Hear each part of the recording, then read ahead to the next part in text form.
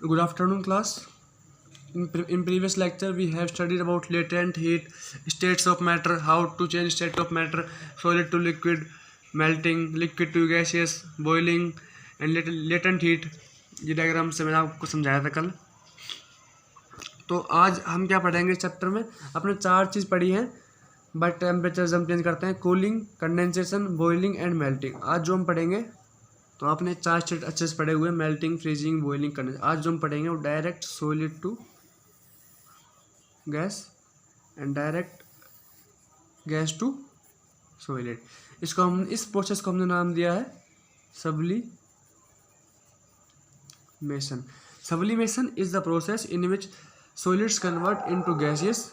देखिए, the changing of solid directly into vapours on heating and vapours into solid. Direct solid to vapour या फिर gas से वापस solid.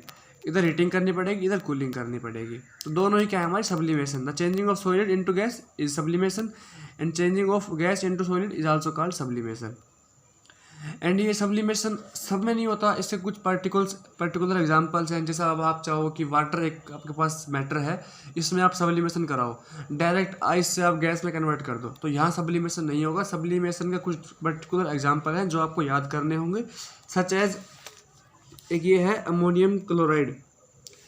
Ammonium chloride solid था, इसको आपने हीट दी, ये गैस में कन्वर्ट हुआ, सॉलिड से डायरेक्ट गैस में कन्वर्ट हुआ. फिर गैस यहाँ पे जाकर आपने कॉटन प्लग लगा दिया, ये गैस यहाँ पे गर्म थी, ऊपर आते आते इसका टेम्परेचर क्या हो गया, ठंडा हो गया, और ये कॉटन के पास आके दोबारा गैस टू सॉलिड कन्वर्ट हो गया. तो क्या हुआ यहाँ पे सब्लिमेशन पहले कब हुआ, जब ये सॉलिड से गैस में कन्वर्ट हुआ. And after that it condense to form solid. ये कंडेंस हो गया. वैसे कंडेंस होता है गैस से लिक्विड में कन्वर्ट होना, लेकिन ये जो गैस थी ये ठंडी होकर यहाँ पे सॉलिड के टाइप में जमा होती गई. तो क्या हुआ, गैस से सॉलिड दोबारा सब्लिमेशन, 2 बार सब्लिमेशन. तो एक ये एग्जाम्पल था किसका, अमोनियम क्लोराइड का. तो कुछ पर्टिकुलर एग्जाम्पल है जैसे अमोनियम क्लोराइड, आयोडीन, कैम्फर, नेपथलीन. नेपथलीन वाला एग्जाम्पल आपने अपने घरों में देखा होगा कि कपड़ों के अंदर ये सफ़ेद सी गोलियाँ डालते हैं. क्यों डालते हैं, ताकि कपड़ों में कीड़े ना पड़े, मतलब बदबू ना आए कपड़ों में उस टाइप की. तो क्या था कि ये इन्हें बोलते हैं नेपथलीन बॉल्स. ये नेपथलीन बॉल्स आफ्टर सम टाइम, जैसे आप सर्दियों के कपड़ों में, कंबल, रजाई, इन सब में ये बॉल डालते हो, और जब इन्हें अगले सीजन में जब दोबारा निकालते हो तो क्या देखते हो, बॉल गायब हो जाती है. तो उसमें क्या होता है, सब्लिमेशन. ये डायरेक्ट वेपर्स में कन्वर्ट हो जाती है. जो सॉलिड था ये directly converted into vapours without going into liquid state. तो अभी हमने यहाँ पे क्या पढ़ा, effect of temperature, melting, boiling, condensation, freezing and sublimation. Sublimation भी टेम्परेचर का चेंज होता है. सेकंड जो इफेक्ट था जिसकी वजह से मैटर का स्टेट चेंज होता है, वो हमने पढ़ा था प्रेशर. प्रेशर के बारे में क्या जानेंगे, तो physical state of matter can also be change by pressure. Only temperature से नहीं, हम लोग प्रेशर चेंज करके भी फिजिकल स्टेट जो है मैटर का वो चेंज कर सकते हैं. जैसे कि आपके पास एक ये एग्जाम्पल है, इसके अंदर गैस पार्टिकल्स हैं, इस सिलेंडर लिया और ऊपर एक पिस्टन लगा दिया जिसको आप प्रेशराइज करोगे.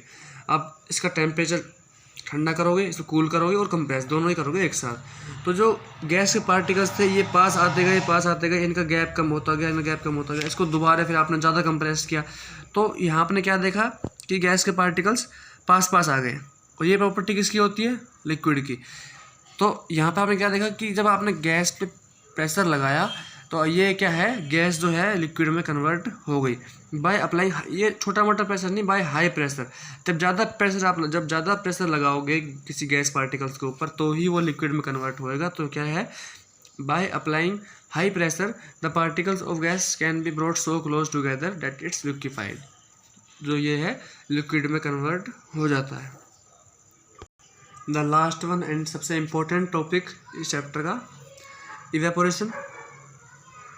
सबसे पहले जो मैंने बताया आपको कि प्रेशर से, तो प्रेशर वाला काम जो है वो ओनली गैस लिक्विड में नहीं, सब में होता है. जैसे कि conversion of solid carbon dioxide into carbon dioxide gas. यहाँ क्या हुआ, सॉलिड जब हम कार्बन डाइऑक्साइड गैस को कंप्रेस करेंगे, कूल करेंगे, तो वो जो है सॉलिड कार्बन डाइऑक्साइड में कन्वर्ट हो जाएगा, जिसे हम बोलते हैं dry ice solid carbon dioxide, उसको हम हाई प्रेशर में ही स्टोर करते हैं। जब आपने कार्बन डाइऑक्साइड को प्रेशर लगाया, उसको प्रेशराइज किया, तो वो है लिक्विड में कन्वर्ट नहीं होता, वो कन्वर्ट होता है, वो उसकी प्रॉपर्टी है कार्बन डाइऑक्साइड की, वो सॉलिड कार्बन डाइऑक्साइड बन जाता है, जिसको हमने नाम दिया ड्राई आइस। अगर हम इस पे से जैसे प्रेशर रिमूव करेंगे तो वो दोबारा सॉलिड कार्बन डाइऑक्साइड से दोबारा कार्बन डाइऑक्साइड में कन्वर्ट हो जाएगा। तो हमने क्या देखा कि हम सॉलिड से गैस और गैस से सॉलिड भी कन्वर्ट कर सकते हैं by changing the pressure. Pressure change करने पे हम ओनली गैस को लिक्विड नहीं, यहाँ पे हमने सॉलिड को भी गैस में कन्वर्ट किया। And let's move to evaporation. Evaporation क्या होता है? The process of changing of vapours, the process of liquid changing, कि लिक्विड जो है चेंज होता है गैस में, वेपर्स में, बिलो इट्स बॉइलिंग पॉइंट। हमने अभी क्या पढ़ा था कि हम लिक्विड को जब बॉईल करेंगे उसके बॉइलिंग पॉइंट तक, जैसे वाटर का बॉइलिंग पॉइंट था 100 डिग्री सेल्सियस, हमने वाटर को 100 डिग्री सेल्सियस तक जब बॉईल किया तो वाटर ने जो है बॉईल होना स्टार्ट कर दिया और वेपर्स में कन्वर्ट होता गया।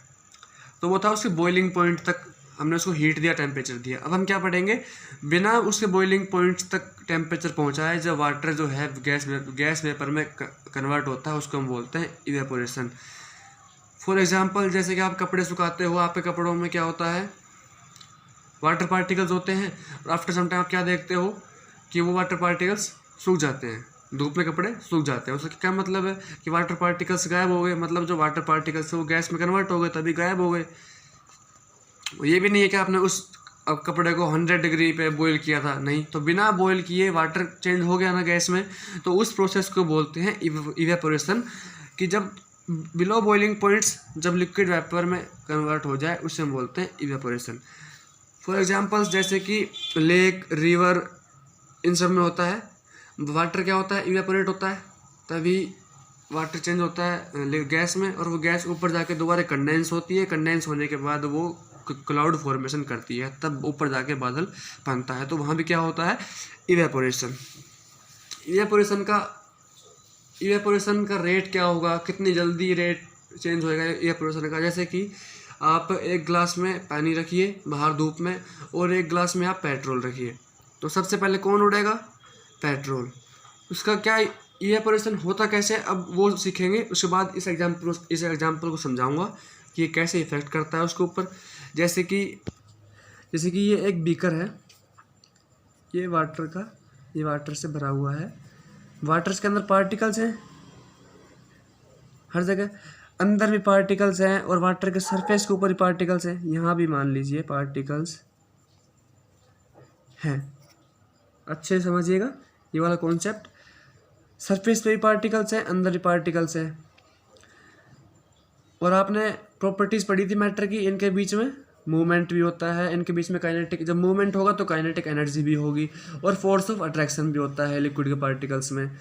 तो अब बाहर एयर्स के पार्टिकल्स हैं दूर दूर, जो इनसे स्ट्राइक भी करते होंगे। तो जब एयर इसके पास भी काइनेटिक एनर्जी है, अंदर वालों के पास भी काइनेटिक एनर्जी है। जब एयर के पार्टिकल्स इनसे स्ट्राइक करते हैं तो कुछ हल्की सी इनकी काइनेटिक एनर्जी बढ़ जाती है। जो पार्टिकल सरफेस के ऊपर होते हैं उनकी मूवमेंट बढ़ जाती है, उनकी काइनेटिक एनर्जी बढ़ जाती है। काइनेटिक एनर्जी जब उनकी काइनेटिक एनर्जी उनके फोर्स ऑफ अट्रैक्शन, जो फोर्स ऑफ अट्रैक्शन है बिटवीन पार्टिकल्स, उनसे ज़्यादा हो जाएगी, तो वो पार्टिकल जो है वाटर वाले, जो सरफेस के ऊपर थे, वो अपने वाटर के स्टेट को छोड़ के गैसेस के साथ चले जाएंगे।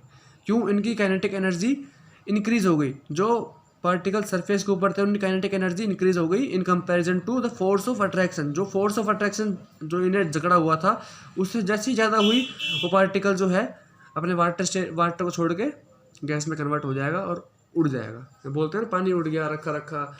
तो हमने अब देखिए, मैंने बताया था वाटर और पेट्रोल वाला। पेट्रोल जल्दी क्यों उड़ता है? उसके बीच में जो फोर्स ऑफ अट्रैक्शन होता है वो वाटर के कंपैरिजन में बहुत कम होता है। एक ग्लास में वाटर है, एक ग्लास में पेट्रोल है, ऊपर वालों की काइनेटिक एनर्जी, यहाँ भी काइनेटिक एनर्जी सेम है। यहाँ मान लीजिए काइनेटिक एनर्जी x है, यहाँ भी मान लीजिए काइनेटिक एनर्जी x है। सरफेस वाली बात कर रहा हूँ, अंदर वाली बात नहीं कर रहा हूँ। इसका फोर्स ऑफ अट्रैक्शन मान लीजिए 2x है, और इसका x/2 ही है। फोर्स ऑफ अट्रैक्शन जो होता है पेट्रोल में, उनके पार्टिकल्स का बहुत ही कम होता है, तो काइनेटिक एनर्जी हल्की सी बढ़ते ही छोड़ जाएगा, लेकिन इसकी काइनेटिक एनर्जी अगर बढ़ती है तो जब तक इसके फोर्स ऑफ अट्रैक्शन जितनी नहीं बढ़ेगी, जब तक ये पार्टिकल्स यहाँ से मूव नहीं कर पाएगा, और इसका फोर्स ऑफ अट्रैक्शन काफ़ी कम होता है तो ये जल्दी मूव कर जाता है। That's why evaporation takes place faster in petrol than water. अब इवेपोरेशन पे क्या क्या इफेक्ट करते हैं वो पढ़ेंगे। पहला temperature, surface area, humidity and wind speed. Temperature कैसे डिपेंड करता है, आप ऐसा, ये आपको सबको पता है, बस आपको केमिस्ट्री की लैंग्वेज में लिखना है। तो केमिस्ट्री की लैंग्वेज में टेम्परेचर का इफेक्ट कैसे है, the evaporation of rate increases. जैसे जैसे टेम्परेचर बढ़ेगा इवेपोरेशन का रेट बढ़ जाएगा। मैं आपको एग्जांपल देता हूँ, जैसे कि एक आप बाउल लीजिए जिसके अंदर नॉर्मल वाटर रखा है, और सेकंड बाउल को आप हीट करिए गैस के ऊपर रख के जिसके अंदर वाटर रखा है, तो पहले कौन सा उड़ेगा, जिसको आपने हीट दिया है गैस के ऊपर रख के। ऐसा क्यों, वो गर्म हुआ, उसका टेम्परेचर इंक्रीज हुआ। टेम्परेचर इंक्रीज हुआ तो जो पार्टिकल्स की मूवमेंट थी वो बढ़ जाएगी। पार्टिकल्स की मूवमेंट बढ़ जाएगी तो काइनेटिक एनर्जी बढ़ जाएगी, और अभी क्या बताया था, काइनेटिक एनर्जी बढ़ जाएगी तो इवेपोरेशन जल्दी हो जाएगा। तो कैसे डिपेंड करेगा टेम्परेचर के ऊपर, evaporation increase on increasing the temperature. Second one, surface area पर कैसे डिपेंड करेगा, इसका भी आपको एग्जाम्पल बताऊंगा तो आपको काफ़ी अच्छे समझ आएगा। आप जब कपड़े सुखा के आते हो घर पे, तो ये नहीं है कि इकट्ठा करके सुखा दिया कि हाँ इकट्ठे करके जाकर गेर दिया सुखा दिया, आप फैला फैला के सुखा के आते हो। ऐसा क्यों, आपका सरफेस एरिया जो कपड़ों का वो बढ़ जाएगा और पार्टिकल्स जो हैं वो ज़्यादा इवेपोरेट हो जाएंगे जल्दी। क्या मतलब है उसको, ऐसे कि मान लीजिए कि ये एक ग्लास में वाटर था और ये एक बीकर में वाटर था। इसके पार्टिकल्स सरफेस के ऊपर, इसके पार्टिकल सरफेस के ऊपर। एक बार इतने पार्टिकल्स उड़ेंगे और एक बार इतने ज़्यादा पार्टिकल्स उड़ेंगे, तो ज़्यादा पार्टिकल्स किसके उड़े, बीकर के। जितना ज़्यादा सरफेस एरिया होगा मैटर का उतना ही ज़्यादा इवेपोरेशन होगा। The rate of evaporation increase on the increasing the surface area. इसीलिए हम कपड़ों को फैला के सुखा के आते हैं, ये नहीं कि इन्हें इकट्ठा करके सुखा दिया कि अपने आप सूखते रहेंगे। जल्दी सुखाने के लिए हम उसका सरफेस एरिया क्या इंक्रीज कर देते हैं।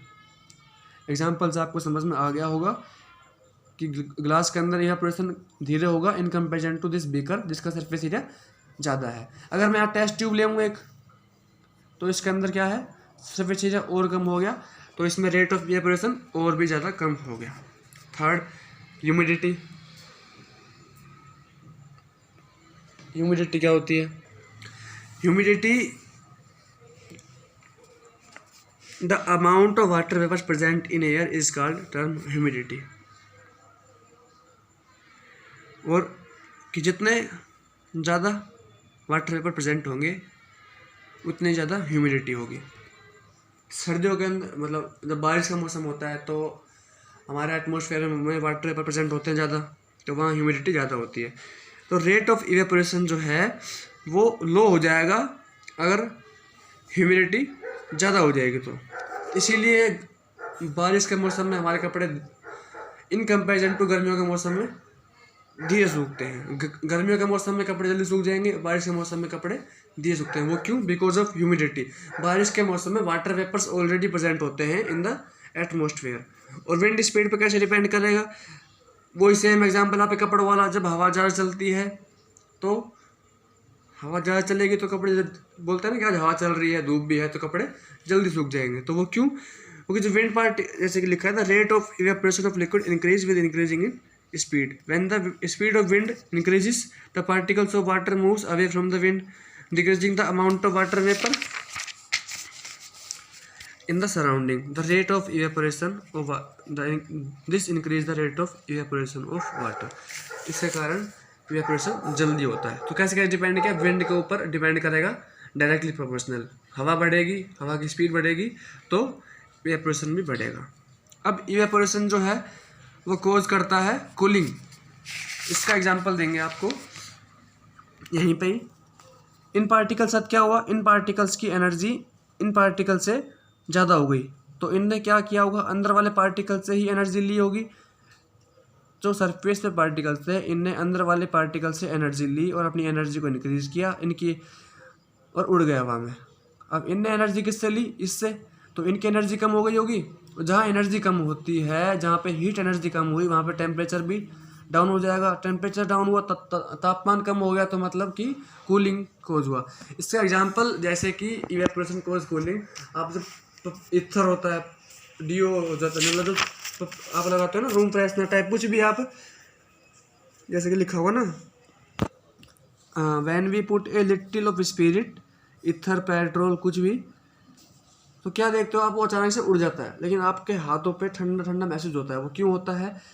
वाटर तो कन्वर्ट हुआ गैस में, तो वहाँ क्या हुआ? इवेपोरेशन, और इवेपोरेशन कॉजेज कूलिंग।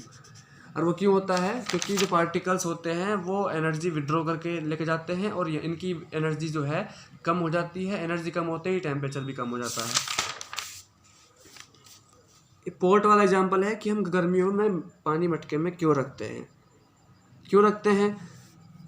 जो मटका होता है इसके अंदर पोर्स होते हैं, इतना आप सभी को पता होगा, हल्के हल्के पोर्स होते हैं। हमने पानी अंदर भरा तो ऐसा नहीं है कि मटका बाहर से सूखा रहेगा, मटका बाहर से गीला हो जाएगा। क्यों? पोर्ट के अंदर, मटके के अंदर जो होते हैं वो हल्के हल्के छोटे मोटे पोर्स होते हैं, जिनके थ्रू वाटर जो है बाहर आता है। अब जैसे ही वाटर इसके आउटर सरफेस के ऊपर आएगा, तो आउटर सरफेस के ऊपर वाटर पार्टिकल्स आए, अब ये इवेपोरेट होंगे। इवेपोरेट कैसे होंगे? अंदर वाले पार्टिकल से एनर्जी विड्रॉ करेंगे, अंदर वाले पार्टिकल से एनर्जी ली, अंदर वाले पार्टिकल्स का टेम्परेचर कम हुआ, तो अंदर वाला पानी क्या हो जाएगा? ठंडा हो जाएगा। डेट्स वाई हम जो है गर्मियों में मटके में पानी रखते हैं, ताकि पानी ठंडा हो जाए।